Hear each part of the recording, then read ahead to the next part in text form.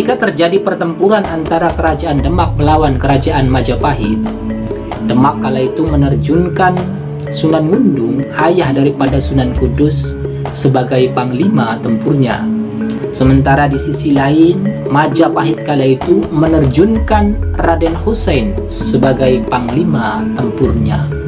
Hal ini tentu unik pemirsa, karena Raden Hussein ini adalah adik daripada Raden Fatah, dan juga tentunya Raden Hussein ini adalah seorang yang menganut agama Islam. Dan dalam kaitannya dengan hal ini, rupanya Raden Hussein ini lebih memilih membela Majapahit ketimbang membela Demak. Hal tersebut tentu ada latar belakangnya.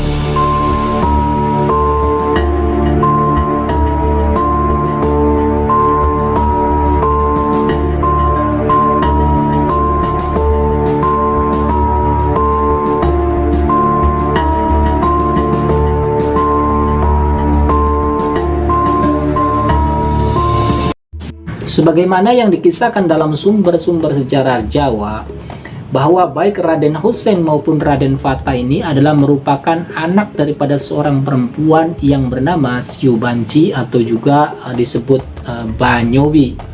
Perempuan ini merupakan perempuan berdarah Cina. Banyowi atau Syiu Banci ini pemirsa dinikahi oleh Brawijaya V ketika sang Brawijaya V kala itu masih menjadi raja bawahan di Daha. Tapi yang jelas pemirsa bahwa ketika dinikahi oleh Brawijaya V itu, istri daripada Brawijaya atau permaisurinya itu sangat cemburu sekali terhadap Syiu Banci ini. Jadi berbeda dengan selir-selir lainnya. Sehingga kala itu untuk menghindari hal-hal yang tidak kondusif, akhirnya Brawijaya V itu ya menceraikannya gitu. Akan tetapi tidak hanya sekedar menceraikan, Brawijaya ini menghadiahkan Banyowi itu atau Syiu Banci itu kepada Arya Damar yang kala itu menjabat adipati di Palembang.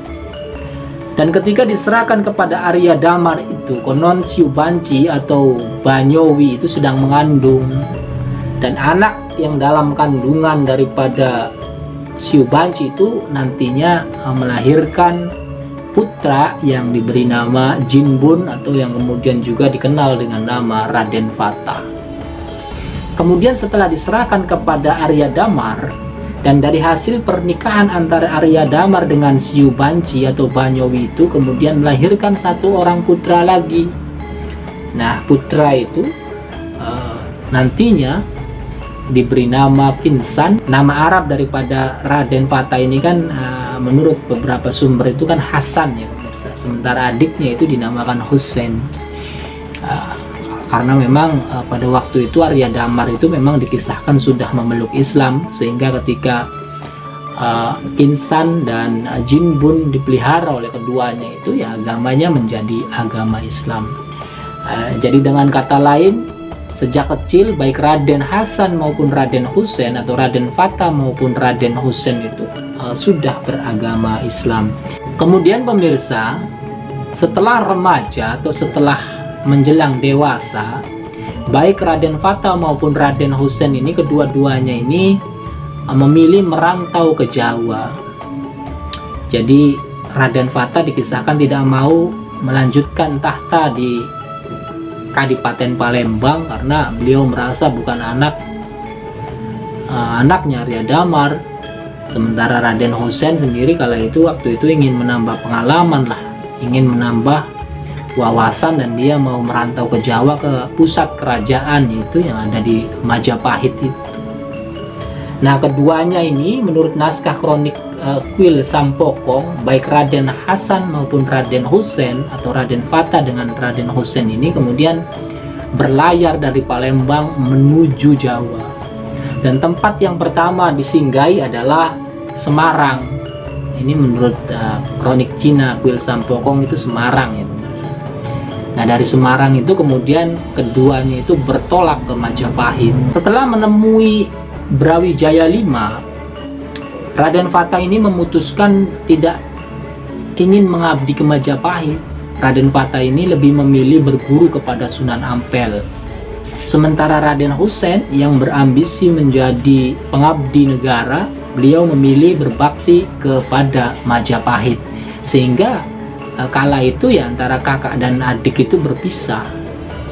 Raden Husein ini pemirsa, mula-mula ini diberikan jabatan oleh Brawijaya V ini atau oleh Raja Majapahit itu sebagai pecutanda atau sebagai pemungut pajak di Kadipaten Terung. Jadi dulu itu Majapahit itu punya beberapa kadipaten begitu. Dan di antara salah satu kadipaten bawahan Majapahit itu dalam sumber-sumber itu disebut dengan nama Kabupaten Terung atau Kadipaten Terung. Terung ini pemirsa menurut sejarawan sekarang itu dikenal dengan Sidoarjo. Itu disitulah konon dahulu berdiri Kadipaten Terung bawahan Majapahit. Selama menjadi pecutanda ini pemirsa, bahwa dikisahkan Raden Husein ini dikenal sebagai pejabat yang jujur. Beliau juga dikenal sebagai pejabat yang berprestasi, sehingga karena prestasinya itu akhirnya Raja Majapahit kala itu mengangkat Raden Husein ini sebagai adipati di Terung. Jadi yang semula-mula menjadi pecutanda, hanya seorang pecutanda, pemungut pajak, kemudian didaulat menjadi seorang adipati di Terung. Singkat cerita pemirsa, ketika kondisi perpolitikan Jawa itu memanas, yaitu di mana Brawijaya itu digulingkan oleh Ranawijaya Girindrawardana dari Daha itu. Jadi kudeta yang dilakukan oleh Girindrawardana yang kemudian menyebabkan lengsernya ayah Raden Fatah itu tidak berpengaruh apa-apa buat Raden Husein, dan Raden Husein tetap setia terhadap Majapahit. Sehingga akhirnya ketika terjadi pertempuran antara Demak dengan Majapahit, ya Raden Husein itu tetap menjadi abdi negara di Majapahit. Bahkan oleh Majapahit, Raden Husein itu didaulat menjadi panglima tempur untuk melawan kerajaan Demak. Yang menjadi unik pemirsa, bahwa ketika menjadi seorang panglima tempur, Raden Husein ini mampu menewaskan Sunan Ngundung dalam suatu pertempuran yang besar. Sunan Ngundung ini perlu Anda pahami bahwa beliau ini merupakan ayah daripada Sunan Kudus, dan ayah daripada Sunan Kudus itu tewas di tangan Raden Husein, adik daripada Raden Fatah ini. Meskipun demikian pemirsa, pada pertarungan selanjutnya ketika Sunan Ngundung itu wafat dan kemudian digantikan oleh Sunan Kudus, rupanya pertempuran demi pertempuran antara Demak dengan Majapahit ini mengakibatkan kalahnya Majapahit. Dan dalam keadaan kalah semacam itu, singkat cerita bahwa Majapahit yang kala itu dirajai oleh Girindrawardana itu dapat ditaklukkan oleh Demak. Nasib Raden Husein pada waktu itu tidak jelas pemirsa, karena Raden Husein ini dikisahkan setelah terjadi pertempuran habis-habisan antara Demak dan Majapahit ini rupanya sanggup melarikan diri. Intinya tidak ketemu lah ya begitu.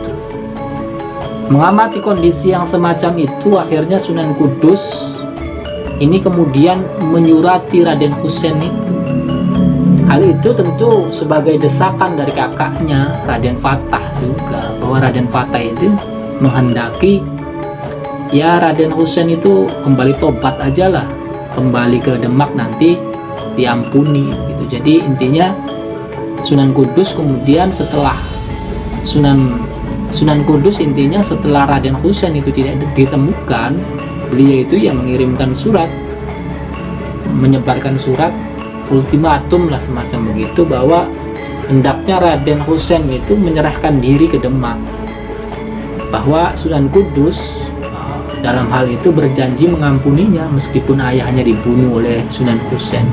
Lagipun Raden Fatah yang kala itu sebagai Raja Demak dan juga merupakan kakak tirinya itu intinya akan memberikan pengampunan kepada adiknya itu. Dan atas surat itu akhirnya Raden Husain ya datang ke Demak. Dan benar saja setelah bertemu dengan kakaknya dan juga bertemu dengan Sunan Kudus, Raden Husain itu nantinya diampuni oleh Demak. Nah, dalam riwayat yang lain pemirsa, setelah diampuni oleh Demak, Raden Husain ini lebih memilih tidak juga tinggal di Majapahit dan tidak juga tinggal di Demak. Dan Raden Husain ini dikisahkan dalam naskah Mertasinga itu setelah kekalahannya itu dengan Demak waktu itu, hijrah ke Cirebon. Raden Husain dalam sejarah Cirebon ini dikisahkan wafatnya itu di Cirebon, di Palakaran, ya setelah peristiwa kekalahannya ketika perang melawan Demak itu.